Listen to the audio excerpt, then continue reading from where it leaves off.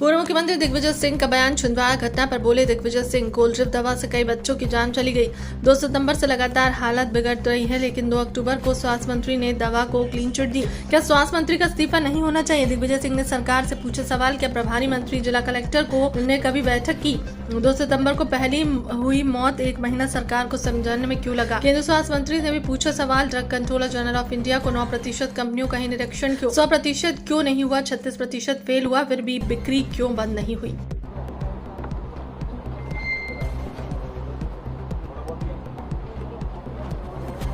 आदरणीय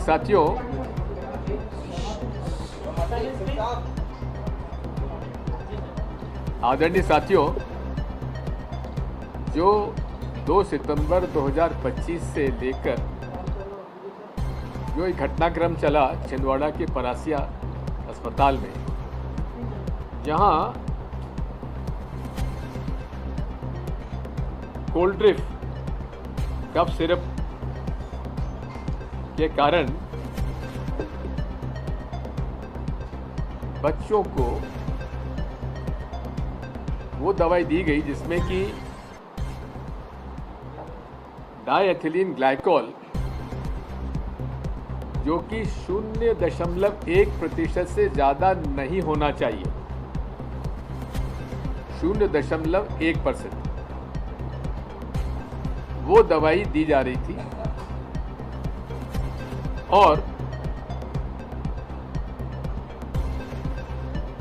उसकी वजह से ये बच्चों को पिलाने पर उनका निधन हुआ। और 2 सितंबर से लगातार ये जब घटना बढ़ती चली गई, तो 2 अक्टूबर को माननीय उप मुख्यमंत्री स्वास्थ्य विभाग ने क्लीन चिट दी कि इसमें कोई गड़बड़ नहीं हुई है, सब ठीक है। ऐसे व्यक्ति का क्या इस्तीफा नहीं होना चाहिए था? और यही नहीं है, इसके बारे में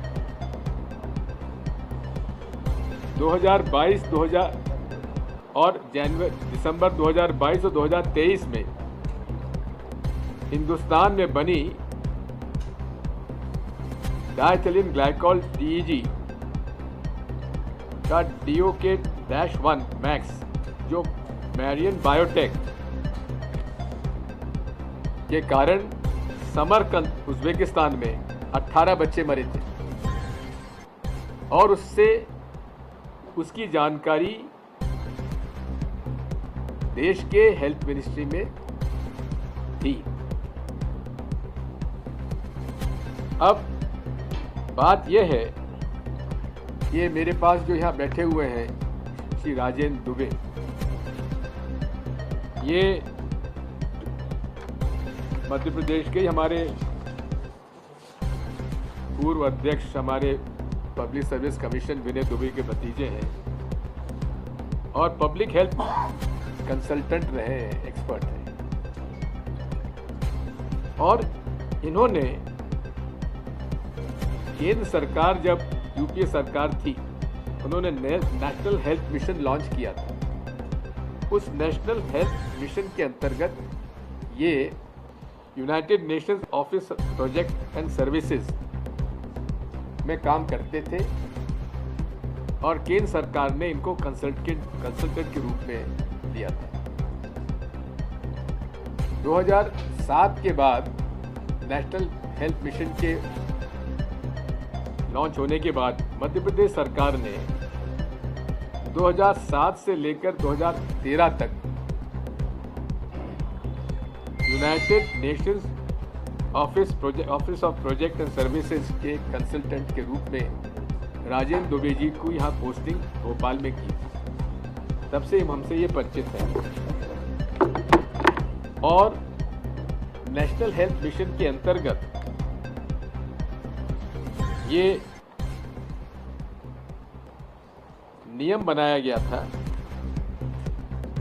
और उसकी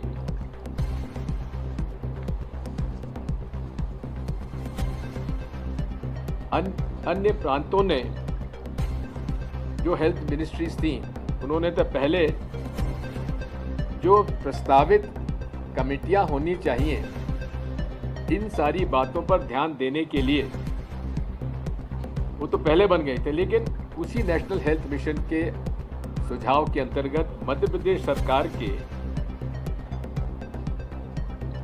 लोक स्वास्थ्य एवं परिवार कल्याण मंत्रालय ने 7 सितंबर 2013 को ये आदेश दिया था, जिसकी प्रति मेरे पास है, आपको उपलब्ध करा देंगे, जिसमें राज्य स्वास्थ्य मिशन का गठन किया जाएगा, जिसके अध्यक्ष मुख्यमंत्री होंगे, सह अध्यक्ष लोक मंत्री लोक स्वास्थ्य एवं परिवार कल्याण विभाग होंगे और उसके अंदर काफी सदस्य होंगे। इसका डिटेल मैं आपको दे दूंगा। इसकी जो राज्य स्वास्थ्य समिति की गवर्निंग बॉडी है उसके अध्यक्ष मुख्य सचिव और संयोजक मिशन संचालक राज्य स्वास्थ्य मिशन। इसी के साथ राज्य स्वास्थ्य कार्यकारिणी समिति प्रमुख सचिव लोक स्वास्थ्य परिवार कल्याण उसके अध्यक्ष हैं और स्वास्थ्य आयुक्त सह अध्यक्ष। इस तरह से ही आगे जिला स्तर पर भी कमेटी बनाने का आदेश है, जिसके प्रभारी मंत्री मध्य प्रदेश शासन के अध्यक्ष होंगे और जिला कलेक्टर सह अध्यक्ष होंगे और मुख्य कार्यपालन अधिकारी जिला पंचायत उपाध्यक्ष होंगे। जिला स्वास्थ्य समिति की गवर्निंग बॉडी के अध्यक्ष जिला कलेक्टर होंगे और सीईओ जिला परिषद उपाध्यक्ष होंगे, मुख्य चिकित्सा एवं स्वास्थ्य अधिकारी संयोजक होंगे। ये कमेटियां बनी हुई हैं, लेकिन क्या इन कमेटियों की कभी बैठक हुई भी कि नहीं हुई? मेरे कुछ मध्य प्रदेश सरकार से सवाल है। मुख्यमंत्री राज्य स्वास्थ्य समिति के अध्यक्ष आप हैं और स्वास्थ्य मंत्री स्वयं अध्यक्ष हैं। इस समिति ने नागरिकों के स्वास्थ्य के प्रति अपनी जिम्मेदारी क्यों नहीं निभाई? क्या 2013 से लेकर अभी तक कोई इसकी समिति की बैठक हुई भी कि नहीं हुई? क्या मुख्य सचिव ने मीटिंग ली कि नहीं ली? क्या प्रभारी मंत्री जी ने इसकी मीटिंग ली कि नहीं ली? क्या जिला कलेक्टर महोदय ने इसकी मीटिंग ली कि नहीं ली? यदि मीटिंग लेते रहते तो ये सारी बातें सामने आ जाती। 2 सितंबर को पहली मौत हुई परासिया में। 1 महीना लगा सरकार को समझने में और बिना जांच किए स्वास्थ्य मंत्री जी ने क्लीन चिट दे दी। कोल्ड्रिप जैसी जहरीली दवा प्राइवेट सेक्टर के बिक्री के लिए उपलब्ध कैसे होती रही, जबकि टेंडर और नियामक प्रक्रियाओं में एक्सपिटेंस जैसे ग्लिसरीन के लिए टाइप 4 ड्रग मास्टर फाइल या certificate of suitability, certificate of European pharmacopoeia अनिवार्य होना चाहिए था। क्या इसका पालन हुआ? क्या बच्चों की जान की कीमत पर कमीशन खाने का खेल सरकार की नाक के नीचे सरेआम नहीं चल रहा था? इसी प्रकार केंद्रीय स्वास्थ्य मंत्री जेपी नड्डा जी से मेरे सवाल हैं, आपके मंत्रालय के तहत नेशनल हेल्थ मिशन में 2022 के गाम्बिया और 2023 के उज्बेकिस्तान हादसों के बाद भी भारत से बिक्री होने वाली दवाइयों में डाइथिलीन ग्लाइकॉल कंटेमिनेशन क्यों जारी रहा? लगातार 2 साल 3 साल। केंद्रीय औषधि मानक नियंत्रण संगठन central drug standard control organisation ने सिर्फ 9% फैक्ट्रियों का ही निरीक्षण किया, केवल 9, जबकि 100% होना चाहिए था और इनमें से 36% फेल पाई गई। फिर भी केंद्र सरकार क्यों सोती रही? ये मेरा दूसरा प्रश्न। केंद्र सरकार ने जन विश्वास अधिनियम 2023 नॉट ऑफ स्टैंडर्ड क्वालिटी, ये जो नॉट ऑफ स्टैंडर्ड क्वालिटी की दवाइयां हैं उन पर जो पूर्व में जो सजा मिलनी चाहिए उसमें प्रावधान था कि उसमें उनको जेल भेजा जाना चाहिए, कन्विक्शन होना चाहिए। लेकिन केंद्र सरकार ने उसे और सरल बना दिया कि आप 5 लाख का जुर्माना दीजिए और आपको जेल जाने की जरूरत नहीं है। अब देखिए ये किस प्रकार से भारतीय जनता पार्टी सरकारी अधिनियमों के अंतर के माध्यम से चंदा उगाती है, उसका प्रमाण मैं आपको दे रहा हूं। 2023 में जब ये सजा समाप्त करके जुर्माना लाया गया, उसी समय इलेक्टोरल बॉन्ड में फार्मास्यूटिकल कंपनीज ने मिलकर 945 करोड़ रुपए इलेक्टोरल बॉन्ड्स में भारतीय जनता पार्टी ने लिए।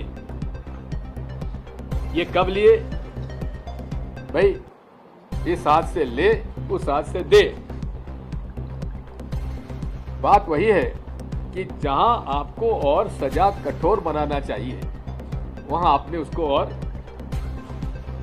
कमजोर कर दिया। केंद्रीय औषधि मानक नियंत्रण संगठन central drugs standard control organisation का अलर्ट 4 अक्टूबर को आया, लेकिन दवा के रिकॉल में क्यों इतना विलंब हुआ? राष्ट्रीय स्वास्थ्य मिशन में सालाना 1000 से ज्यादा not of standard quality sample मिलते हैं।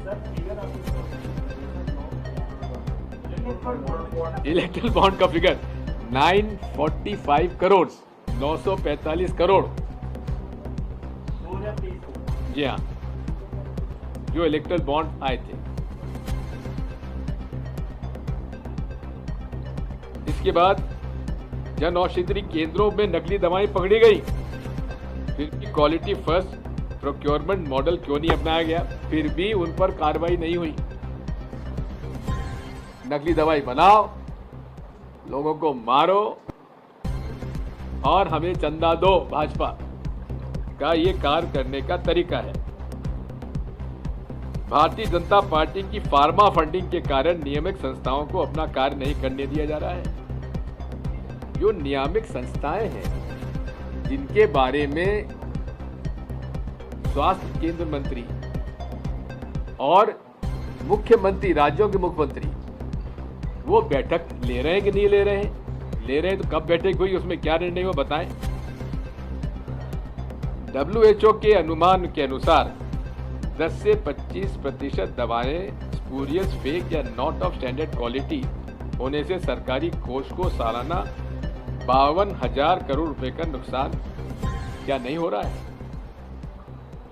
एंटी माइक्रोबियल रेजिस्टेंस से 49,000 अतिरिक्त मौतें हो रही हैं। फिर भी निरीक्षकों की संख्या WHO मानक से 70% कम क्यों है?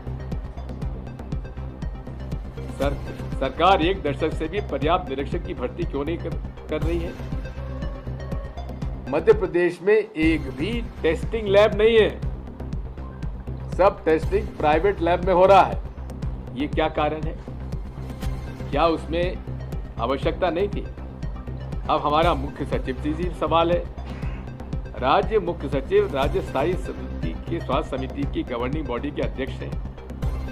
उन्होंने active pharmaceutical ingredient testing method of analysis और गुड मैन्युफैक्चरिंग प्रैक्टिसेस चेक करने का क्यों अंदर नजरअंदाज किया? क्या उनकी जवाबदारी तय नहीं होती है? कंट्रोलर एंड ऑडिटर जनरल 2023 ने मध्य प्रदेश पब्लिक हेल्थ सर्विसेज कॉर्पोरेशन पर देरी और अतिरिक्त खर्चे का आरोप लगाया था।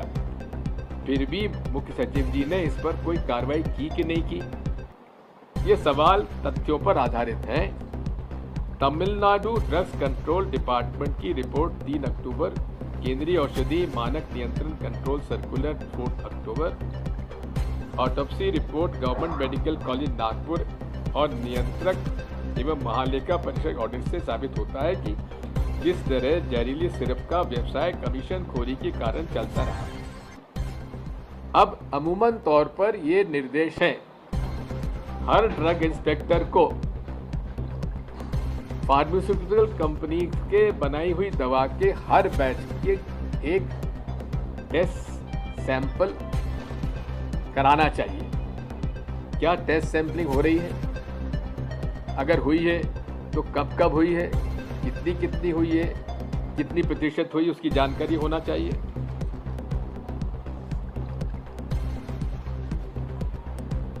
केंद्र ने रिकॉल 4 अक्टूबर को जारी किया, लेकिन प्राइवेट चैनलों से बिक्री जारी रही क्योंकि राज्य स्वास्थ्य सोसाइटी पब्लिक प्राइवेट पार्टनरशिप के जरिए निजी क्षेत्र की निगरानी नहीं की।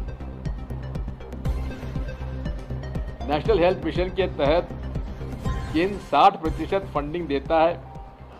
फिर central drug standard control organisation ने Madhya Pradesh food and drugs administration sampling क्यों नहीं कराई? पोस्ट खाली पड़ी हुई है, जो हैं उनका आप जान रहे हो महीना बना हुआ है, महीना वसूली चला हुआ है। जन विश्वास अधिनियम आपकी सरकार का है, जो नकली दवाएं बनाने और बेचने वाले की सजा को कमजोर करता है। मध्य Pradesh food and drugs administration ने 6 अक्टूबर को 3 अधिकारियों को सस्पेंड किया,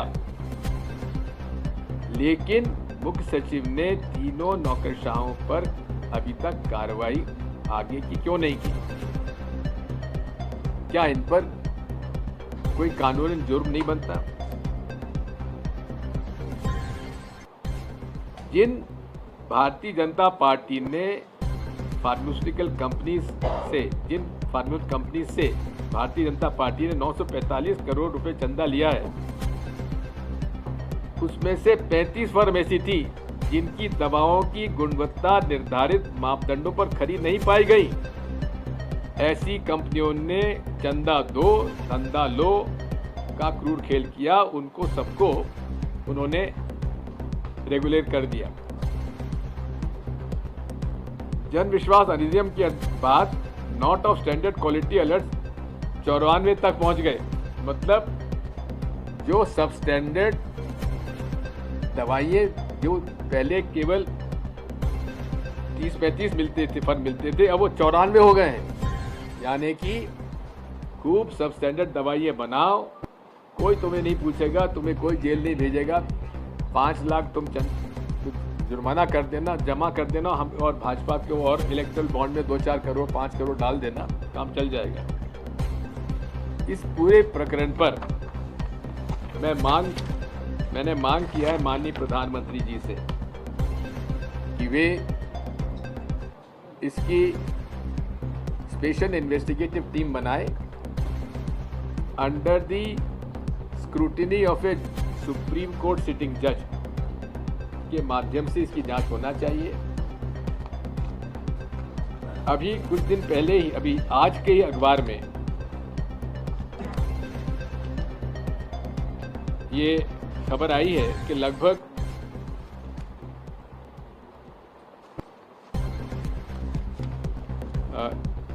देश में 112 दवाइयों के सैंपल फेल हुए हैं। आज बाकी किसी नेशनल पेपर्स में नहीं आई है, लेकिन मैंने उसको देखी है, नया इंडिया में आई है। और मैं रोज़ देखता हूँ जो चैनल, उसके अंतर्गत ये आई थी, तो मैंने उसको निकाल लिया था। कहने का मतलब ये है कि जो सीरियसनेस होना चाहिए केंद्र सरकार के स्वास्थ्य विभाग में और जो सीरियसनेस होना चाहिए राज्य सरकार में, वो नज़र अभी भी नहीं हो रही। अब एक और उदाहरण है कार्बाइड गन। अब कार्बाइड गन का ICMR Indian council of medical research ने सन 23 में खरगोन में ऐसी घटना हो गई थी। उसके बाद भी मध्य प्रदेश सरकार ने उसको संज्ञान में नहीं लिया।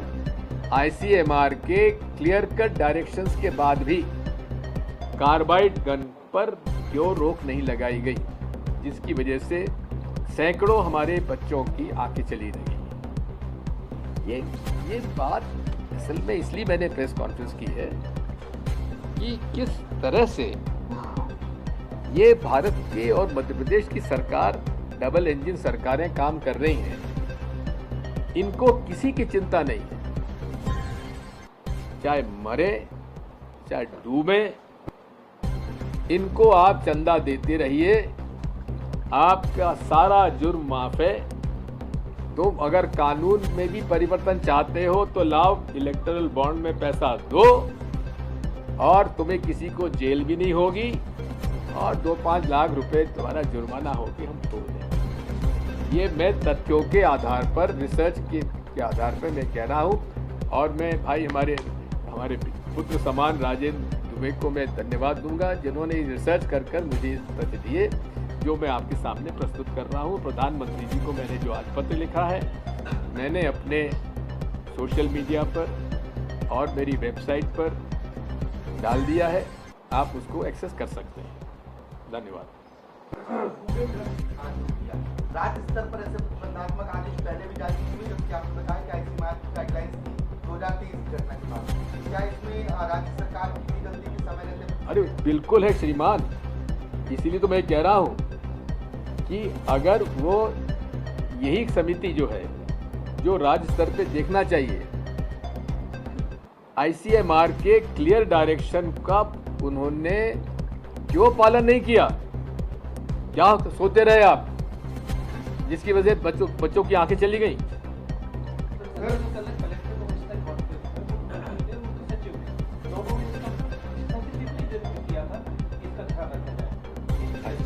मतलब हो जाने के बाद बात वही है। मैं जो कह रहा हूँ आपसे कि पूरी सरकार ऊपर से लेकर नीचे तक इतनी व्यस्त है कमाई में, उसके पास ये सब चीजें ध्यान देने की आवश्यकता, समय कहाँ उसके पास? वसूली हो रही है। सर, प्रधानमंत्री ने बिहार में अपने भाषण में कहा कि हमने रील्स बनाना आसान किया, छोड़िए।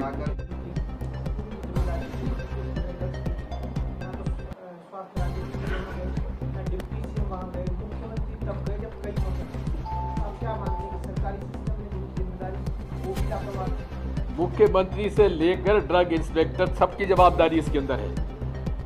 ये फेलियर ऑफ गवर्नमेंट है।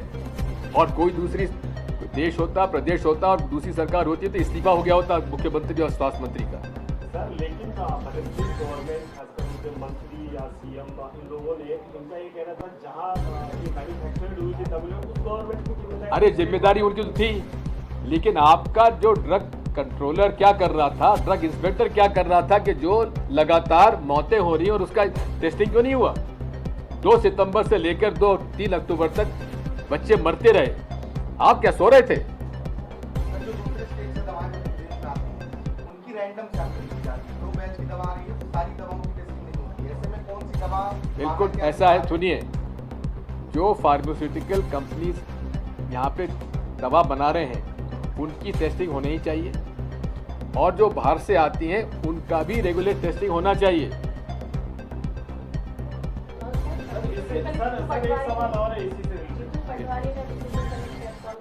उन्होंने कहा था कि एक रैकेट काम कर रहा है जिसका सरगना सोनू राणा है। कौन? सोनू राणा है। कौन है सोनू राणा? उन्होंने एक प्रेस और उसमें जो राजेंद्र शुक्ला के साथ उनके फोटो थे और इन्हें पॉलिटिकली आश्रय। देखो ऐसा है, ये छोटे मोटे सोनू राणा और हेल्थ मिनिस्ट्री की बात मैं नहीं कर रहा हूँ। मैं प्राइम मिनिस्टर और हेल्थ मिनिस्टर और सीएम की जवाबदारी है। डिप्टी सीएम हेल्थ को तो इस्तीफा दे ही देना चाहिए था और मुख्यमंत्री जी को माफी मांगना चाहिए था अगर वो इस्तीफा ना दे तो। सर, स्टेट की अगर हेल्थ इंफ्रास्ट्रक्चर की बात की जाए तो दावे ये होते हैं कि इतने मेडिकल कॉलेज हो गए, लगातार मेडिकल कॉलेज खुल रहे हैं, छिंदवाड़ा में मेडिकल कॉलेज है, लेकिन जब बच्चे बीमार हुए, बच्चों को जब इनिशियल सिम्टम्स आए, इनको सिर्फ और सिर्फ वहाँ का मेडिकल कॉलेज में है कि रेफरिंग सेंटर के रूप में यूज किया गया, सारे बच्चों को नागपुर लेकर के जाया गया, बिल्डिंग बना दी गई है वहाँ पे स्टाफ। देखिए बात यह है, मुझे जानकारी नहीं है कि मेडिकल कॉलेज किस स्टेटस पर है।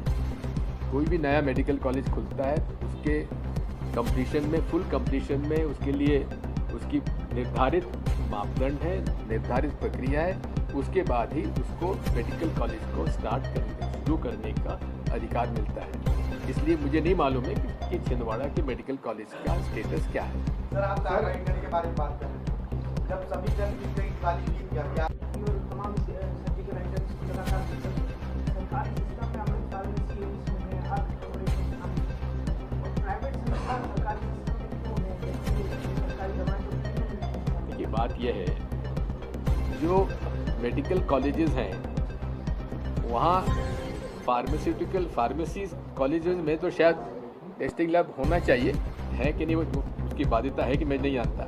इतना मैं जानता हूँ कि सामान्य तौर पर जो टेस्टिंग होना चाहिए वो हर बैच के सैंपल टेस्टिंग होना चाहिए। ठीक है? सर एक छोटा सा सवाल है, छोटा बड़ा कोई दिक्कत नहीं बता। सर लगातार प्रदेश में दलितों के साथ ये बाद में बात करेंगे, इसके लिए अलग से मीटिंग कर लेंगे। आज तो इस पे कॉन्सेंट्रेट करो। चलो भाई, धन्यवाद। इंदौर में क्रिकेट हो रहा है सर, एक फॉरेन क्रिकेटर छेड़छाड़ हो गई है, ये पकड़ाई कर ये इंटरनेशनल क्रिकेट है, वुमेन क्रिकेट है। हाँ, हमारे फाइनल मैच हो रहा है। को गिरफ्तार किया चलो बात